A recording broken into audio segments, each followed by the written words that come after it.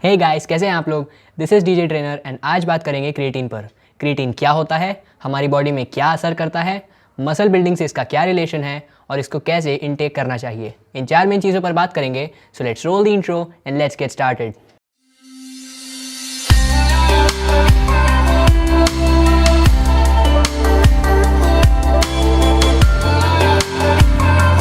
सबसे पहले बात करते हैं क्रिएटिन क्या होता है इस पर। देखो, क्रिएटिन एक नेचुरल कंपाउंड होता है जो कि 2 अमीनो एसिड से मिलकर बनता है। हमारे लिवर और पैनक्रियाज मिलकर क्रिएटिन बना सकते हैं, लेकिन वो उतना क्रिएटिन बना नहीं सकते जितना हमारी बॉडी स्टोर कर सकती है, और इसीलिए हमें क्रिएटिन बाहर से भी लेना होता है। इसका सबसे अच्छा सोर्स फिश होती है और हम इसको सप्लीमेंट भी कर सकते हैं। क्रिएटिन हमारी बॉडी में जाकर क्या काम करता है और वो कैसे करता है, इस चीज़ को समझने के लिए आपको बॉडी के एनर्जी सिस्टम्स को थोड़ा सा समझना होगा। हमारी बॉडी प्राइमरीली 2 सिस्टम्स से एनर्जी बना सकती है, एरोबिक और एनारोबिक। इन दोनों के ही 2 सब पार्ट्स होते हैं। फिलहाल हम बात करेंगे एनारोबिक सिस्टम के ए लैक्टेट एनर्जी सिस्टम की। देखो, हमारी बॉडी में बहुत सारे एनर्जी कंपाउंड्स होते हैं, लेकिन हमारे जो स्केलेटल मसल्स होते हैं, मतलब वो मसल्स जिनको हम जिम में ट्रेन करते हैं, वो सिर्फ और सिर्फ एटीपी से ही रन कर सकते हैं।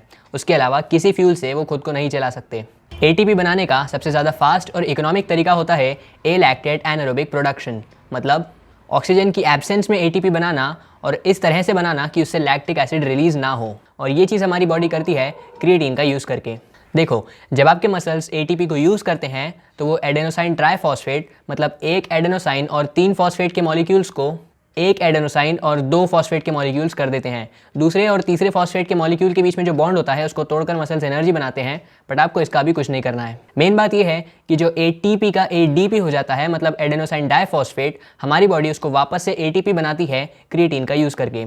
देखो, हमारे मसल्स में क्रिएटिन फॉस्फेट के स्टोर्स होते हैं और क्रिएटिन फॉस्फेट ही वो कंपाउंड है जिससे कि एडीपी को फ्यूज करके हमारी बॉडी एटीपी बनाती है और वो एटीपी वापस मसल्स यूज कर सकते हैं। और क्रिएटिन फॉस्फेट से एटीपी बनाने के प्रोसेस को ही ए लैक्टेट एनारोबिक एनर्जी प्रोडक्शन कहते हैं। तो देखो, आपकी बॉडी में जितना क्रिएटिन का स्टोरेज होता है वो उससे बहुत ज़्यादा होता है जितना कि आपकी बॉडी उसको नेचुरली बना सकती है, और इसीलिए इसको सप्लीमेंट करना एक फ़ायदे की बात हो सकती है। क्रिएटिन फॉस्फेट बहुत ज़्यादा जल्दी रिचार्ज होता है और एटीपी भी बहुत ज़्यादा जल्दी उससे रिचार्ज होता है, लेकिन क्रिएटिन फॉस्फेट को बनाने की हमारी बॉडी की एक लिमिट होती है, और इसीलिए हमारे क्रिएटिन के स्टोर्स हमेशा सैचुरेटेड, मतलब पूरे भरे हुए नहीं होते हैं। क्रिएटिन को सप्लीमेंट करने से वो क्रिएटिन फॉस्फेट के स्टोर्स पूरे भर जाते हैं। तो अब बात करते हैं कि ये सब जो हमारी बॉडी के अंदर होता है ये बाहर कैसे ट्रांसलेट होता है, मतलब इसका आंखों से क्या इफेक्ट देखा जा सकता है। देखो, क्योंकि आपका एटीपी बहुत जल्दी रिचार्ज हो रहा है तो बहुत कम चांस है कि आपके मसल्स फैटीग के कारण रुक जाएंगे।